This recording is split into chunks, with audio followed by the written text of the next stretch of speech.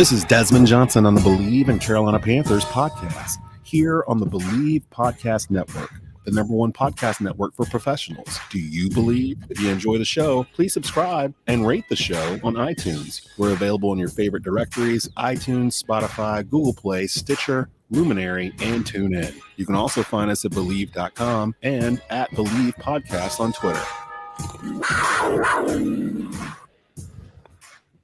Finally, welcome to a Panthers Victory Monday on the Bleav in Carolina Panthers podcast. I am your host, Desmond Johnson, joined by the Panthers' all-time leading rusher, Jonathan Stewart, and Sports Illustrated beat writer, Schuyler Callihan. Got a lot to get to today. We're going to recap the Panthers' win over the New Orleans Saints this past Sunday, breaking a 9-game losing streak that went back to last year. We'll get into our pros and cons for what we saw from the game.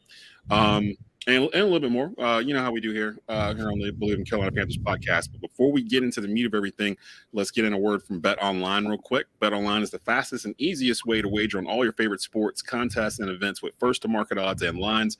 Find reviews and news for every league, including Major League Baseball, NFL, NBA, NHL, combat sports, esports, and even golf. Bet Online continues to be the top online resource for all your sports information, from live in-game betting, props, and futures. Head over to Bet Online today or use your mobile device to join today and make your first sports bet. Use our promo code BLEAV50, that's BLEAV50, to receive your 50% welcome bonus on your first deposit. Bet Online, where the game starts. And where we will begin today is a look at the box score from yesterday. The Panthers defeat the Saints 22-14 and move to 1-2 on the season, 1-1 in conference play. Same for the Saints. They dropped to 1-2, 1-1 in conference play. And guys, as we look around the NFC South, a bit of a dumpster fire, kind of, when you look around at everything. The Panthers still right in the thick of things going into week 4. Let's just get into it. Stu, let's start off with you from the game yesterday. We were talking a little bit during our group chat. I know Schuyler was actually at the stadium. But give me a pro you saw from yesterday that you were really happy with that you didn't expect. I'm gonna just call it what it is. I feel like we found our identity yesterday, right? Everyone wants to keep banging their head on you know the glitz and glamour of all these other teams that you see on TV. Like, the Chiefs, you want to see the fast-paced offense, the quarterback that can throw all these miraculous passes and all these trick plays. And it's the Madden effect. We are the Carolina Panthers that thrives running the ball and playing defense. That is the identity. Yesterday, we did those two things, and special teams came into play huge. That's why we won the game. Defense has been really, really good last 2 games. I think the first game of the season, a lot of people challenged them in what was a horrific run stop, attempt, I guess, so the attempt was there, but it didn't happen. And so that I think they knew what they needed to bring to the table the next 2 weeks, especially having to play, 2 of the most feared running backs in the league. You have guys that can be a home run hitter at any point in time when they touch the ball, and Saquon Barkley and your boy Alvin Kamara. And so I think we did a great job yesterday playing defense. Schuyler, what's the first thing that comes to mind from viewing the Panthers' hair on fire defense yesterday? It felt like from the open and from the rip, they were pretty much all over the place. It looked like they were. It felt like they energized the whole team, and it felt like that was kind of lost the first 2 weeks. There wasn't like a something to get the whole team going, and it felt like the defense took it upon themselves to kind of be that unit going into this home game. What's something that you took positive from the game Sunday?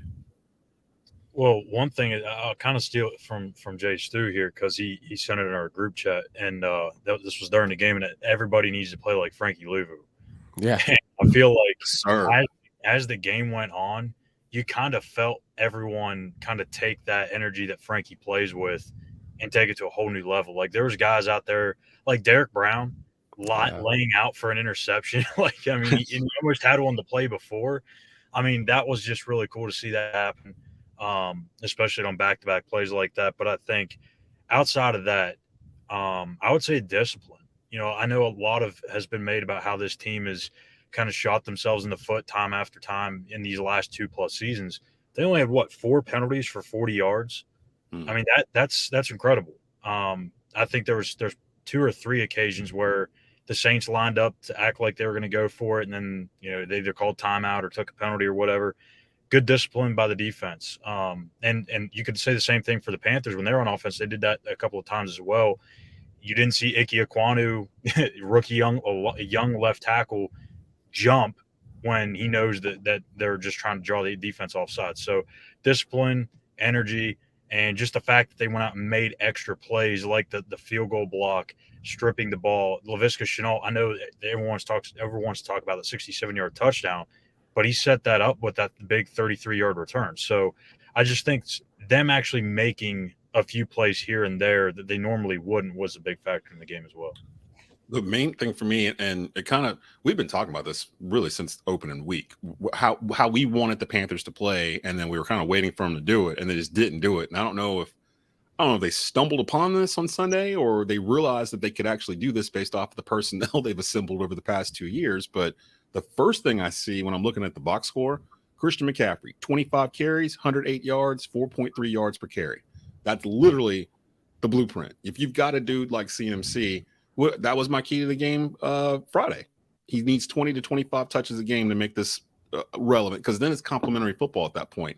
You're helping yourself with the clock. You're helping yourself with the chains. You're giving your defense a chance to rest, and then the defense can feed off of it. And it felt like when they came out on offense, I think they handed the ball to McCaffrey a couple of times right in a row, like right in the beginning, like right up the gut too. Like we are running the ball today. Like this is what we have chosen to do. We're not going to do this RPO stuff where we're lined up in shotgun and he's got to come from 6 steps back or whatever. And we're not going to do anything tricky or fancy. We're going to line up I formation, hand this ball to him, and let him tote the rock all day. And that's what I wanted. And good thing, the first thing I yelled when they handed the ball to him and he ran for like 8 yards or whatever on the first run, I screamed in my house, good things happen when you give it to Christian McCaffrey. Like, and my daughter was like, what's wrong? What's the matter? I'm like, don't worry.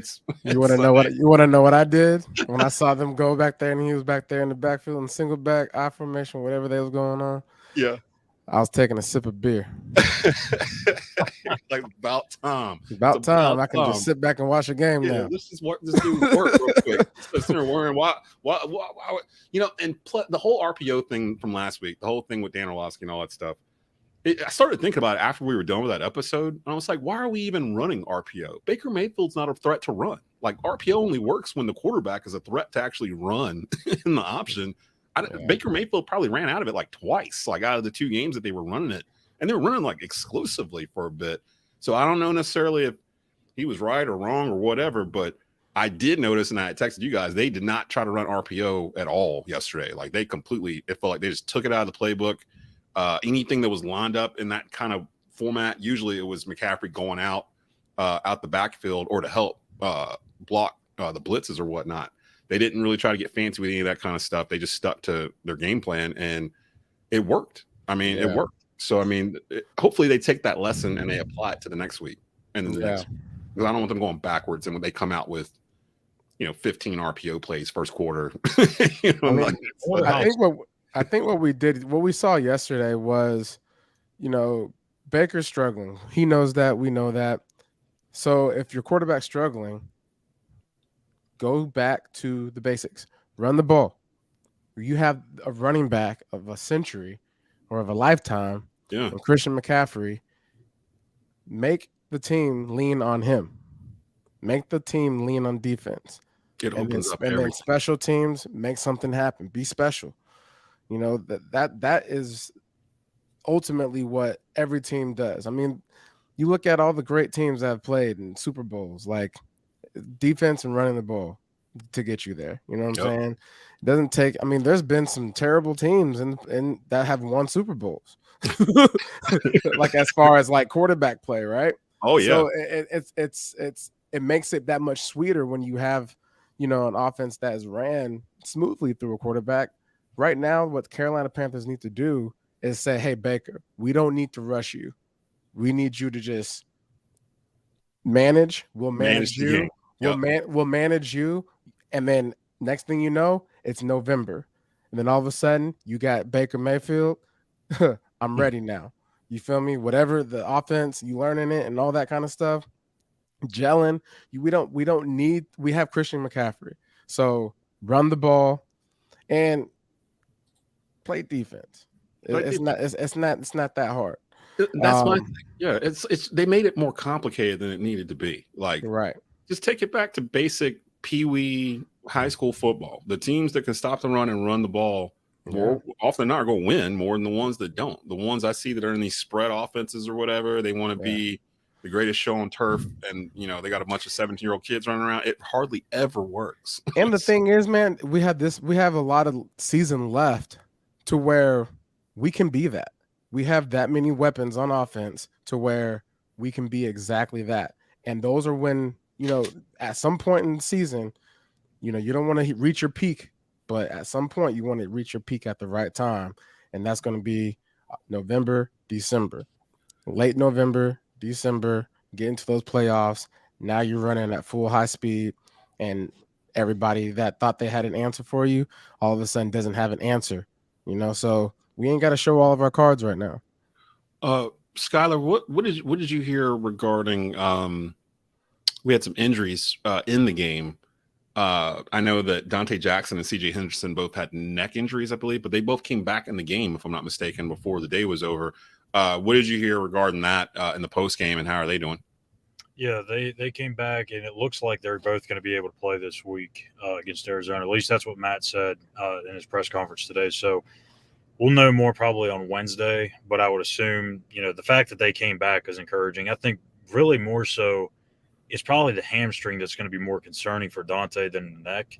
But, I mean, we'll have to see. I think that at least I think it did, though. It did give them some opportunities to be a little bit more flexible. They moved J.C. Horn around a lot. I think he played some nickel, even played some safety. Keith Taylor got a few snaps in. So, if anything, it kind of gave those other guys that aren't really going to see the field much a few looks in an actual game. So they stopped the 9-game losing streak, but they have a streak that's still going on that I don't know how to feel about it. We actually joked about it right when we went off the air Friday when we were making our predictions, and I mentioned, well, with mine it has to do with the whole the Saints don't score over 17, then we should win the game. Lo and behold, they didn't get to 17. We win the game. It's the weirdest stat that I've probably seen in an NFL coaching thing so now he's 10-1 when the team doesn't score 17 or more, and 10 I can't remember 1 in 24 or 25 or something like that when they score more than that.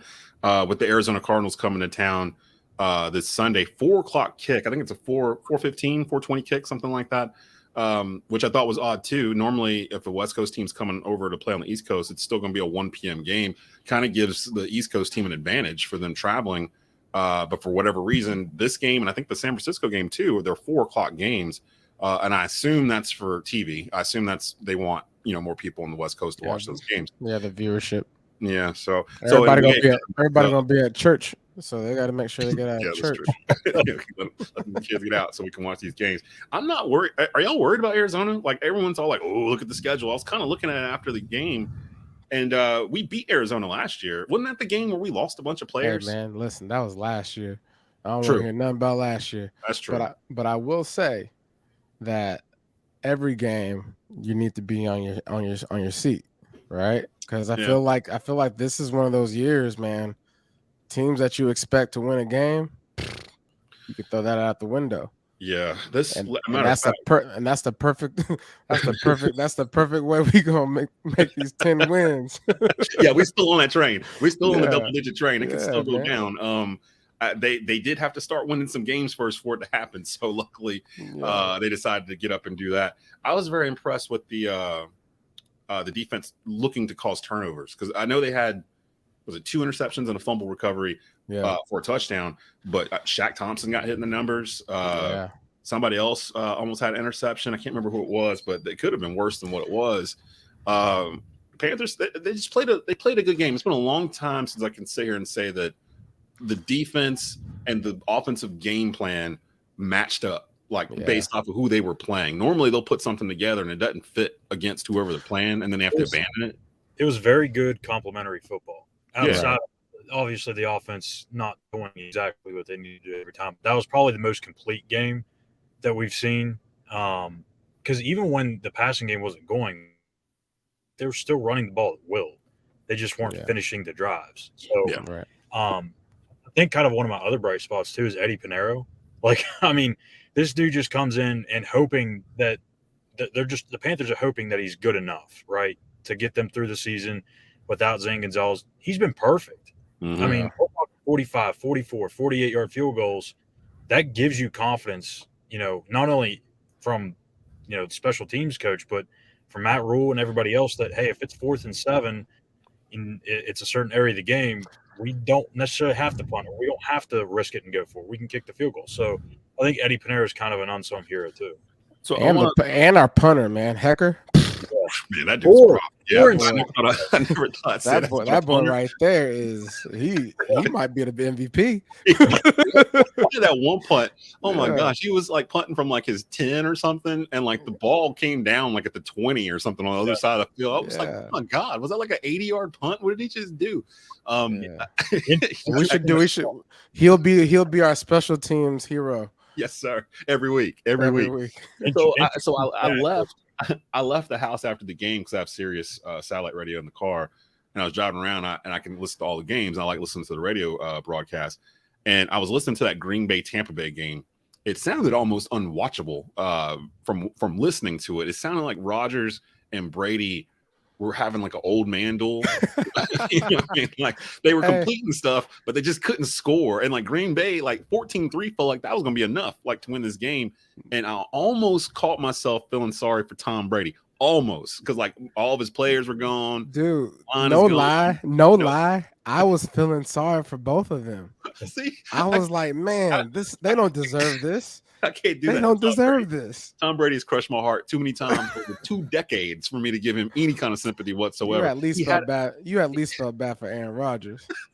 He had an out too. You were gone. You have a supermodel wife and you retired and you came back for this. Literally, you're gonna sit here and you're gonna take all of this over the next 15 weeks because he ain't gonna quit. It's Tom Brady. So my question is, looking at the standings, the NFC South is wide open. Tampa's 2-1, but they haven't looked good really in any game they've played this year offensively, to be honest. And they played Dallas week 1 in a game that got hurt in, and then they have the Saints week 2, and Jameis threw 3 interceptions in the fourth quarter, if I'm not mistaken. So the most they've scored in the game is 20. So if you're the Panthers, you got to be okay, if we can just hold them to get one of those field goals out, we got a shot.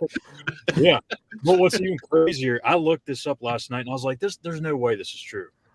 The Carolina Panthers have scored the second most points of the teams in the NFC South. Isn't that hard to believe?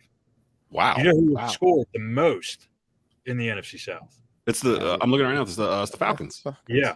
And they've been outscored by a point. What? Who would have thought?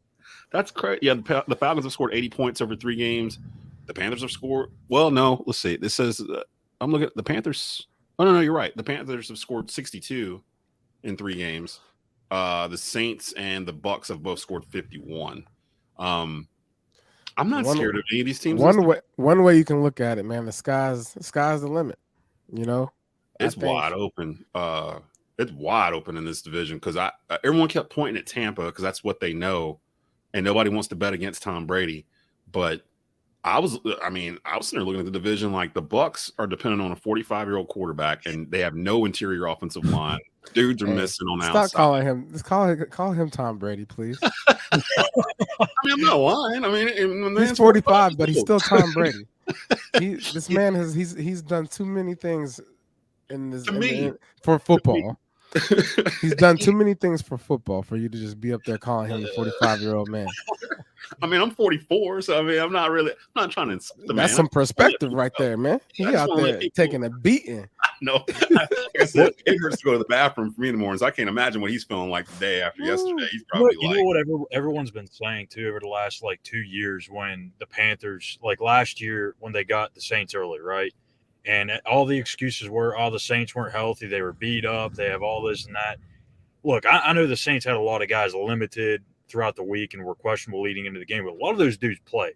Michael Thomas was playing. Alvin Kamara was playing. Jameis Winston was playing. All those guys in the back end of that secondary were playing. And the fact that they were still able to go out there and win that game, and it wasn't the greatest, wasn't the prettiest, but they won the game. They found out how to win. What have the Saints shown in these first 3 weeks that would make you concerned later in the year that the Panthers can't go down there and complete the season sweep?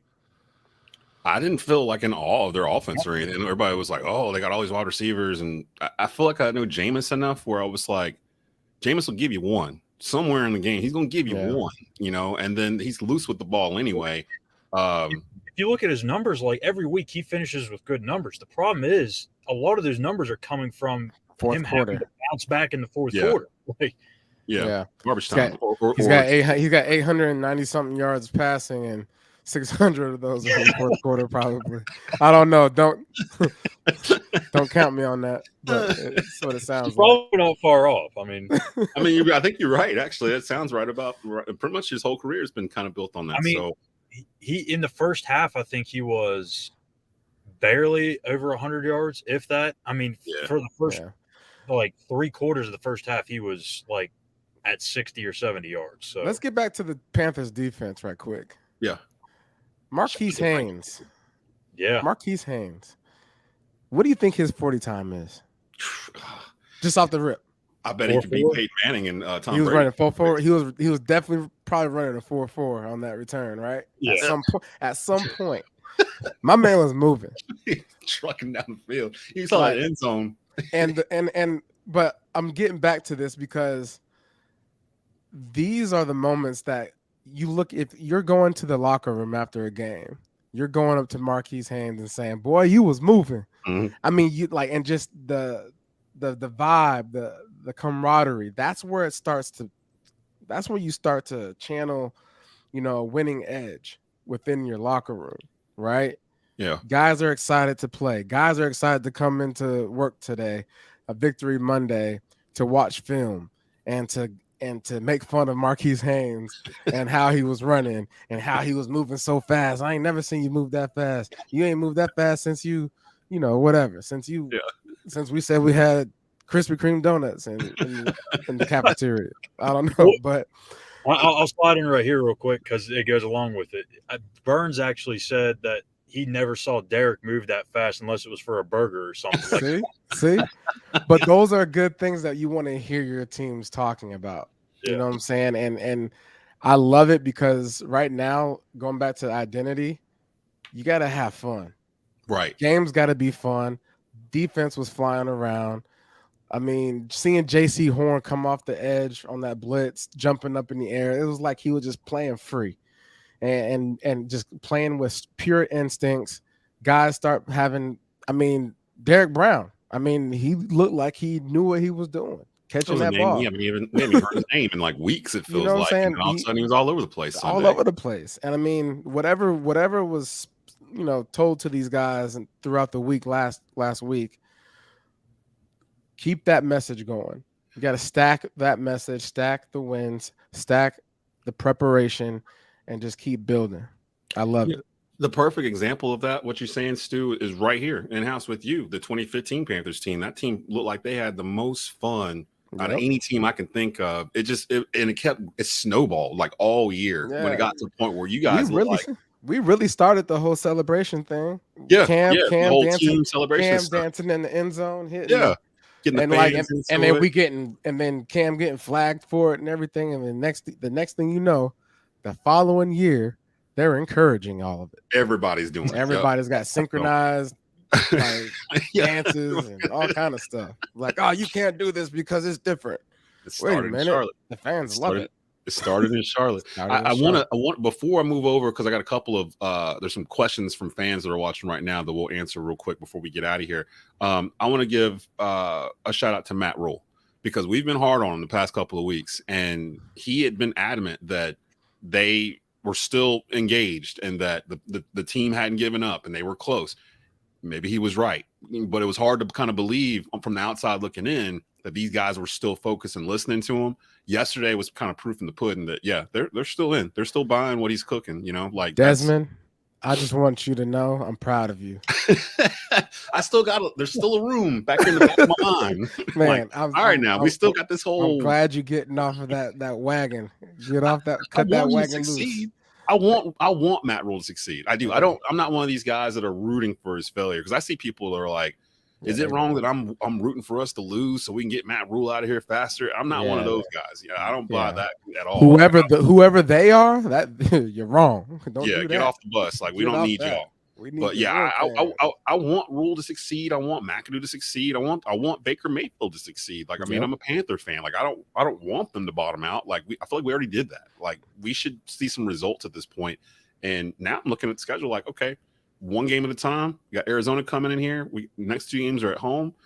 If we get through these 2 games and do what we're supposed to do and build some confidence, maybe 3-2 going into the next batch of 4 games or whatever. And the NFC is wide open. Like, I can't get a bead on who the best team. Maybe Philadelphia, I guess, from so far. Jalen Hurts is out here balling. Jalen Hurts out there making people look stupid.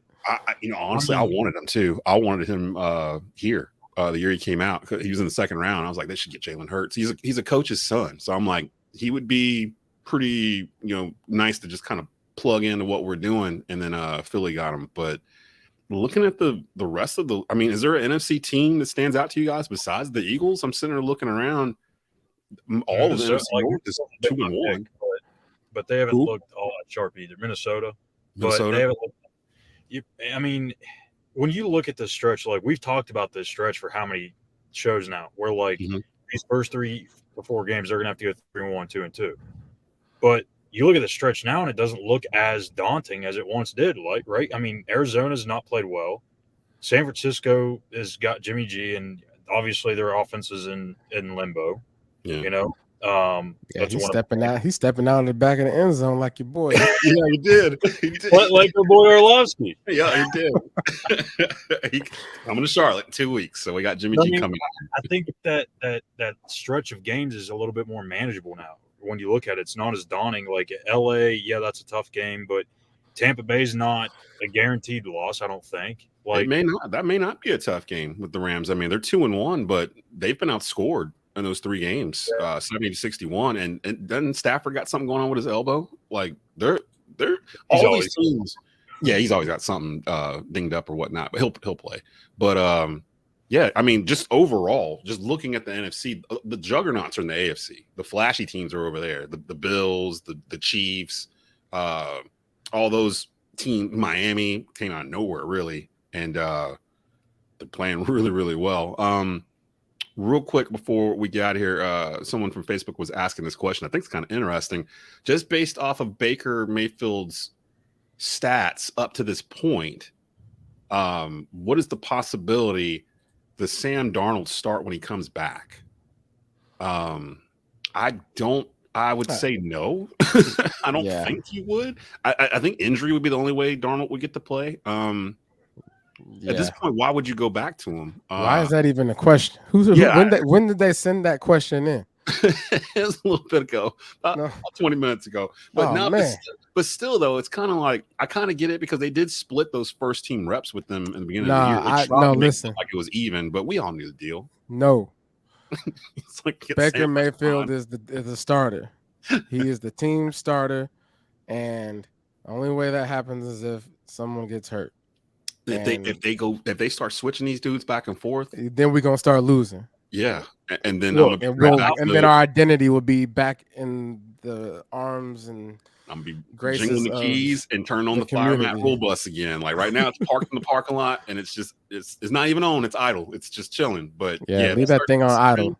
I'll put it as simple as it can get. When you look at Baker and Sam, and they all talk about the turnovers, how they're 1-2 in terms of turnovers since they come into the league and all that stuff. But what has Baker done to this point? He hasn't turned the ball. He has 1 interception. Bad throw. He just didn't get on top of the ball. And since then, he's done a good job. He's not forced anything. Right. Yeah, they didn't take many shots downfield on Sunday, but like he took what the defense gave.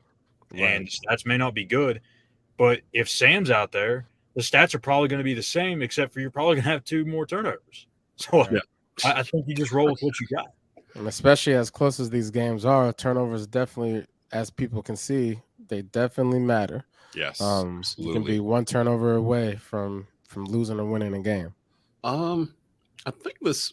I'm not sure who's asking this question, but someone wants to know: is Schuyler old enough to drink?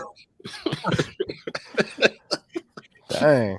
Schuyler? What does that mean? Are you trying to take Schuyler out to a drink? I don't know. It doesn't even show you don't even really strike me as a guy that I'm just like, hey man, you seem like a guy that I want to drink with. Even though I would have a drink with you, Schuyler. I would have a drink with you. Listen, I am probably the funniest dude when I'm drunk. So, oh wow! Yes, I'm old enough to drink by 5 years. Okay, Schuyler's 26. That's a compliment, then. That's a compliment. But ain't nothing better than walking in the gas station and they don't card you. But then sometimes you kind of want to get carded. Like, thank you so much for wanting to see how old I am. People just assuming. I feel so young. Thank you. So we gotta get out of here. It's a Panther Victory Monday. Everybody enjoy it. Go turn your grills on.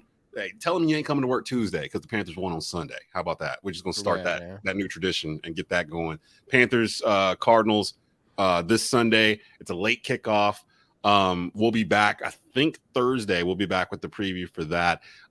Catch us on Twitter. Of course, you got Stu's Twitter handle right there. Jonathan Stewart 1. Jonathan Stewart 1. Without the T. Without the T. Schuyler's is Callihan _. Mine is DEZ_3505. Go follow Bleav. There's a podcast for every single NFL team with the former NFL player attached for that team. You can hear it on Sirius XM Satellite Radio on the app, or you can just go to the Bleav Podcast Network. Just Google it, and you'll be able to get it on iTunes, Google, Stitcher, all the major podcast platforms. So definitely go check that out. We'll be back with a new episode on Thursday. Keep pounding.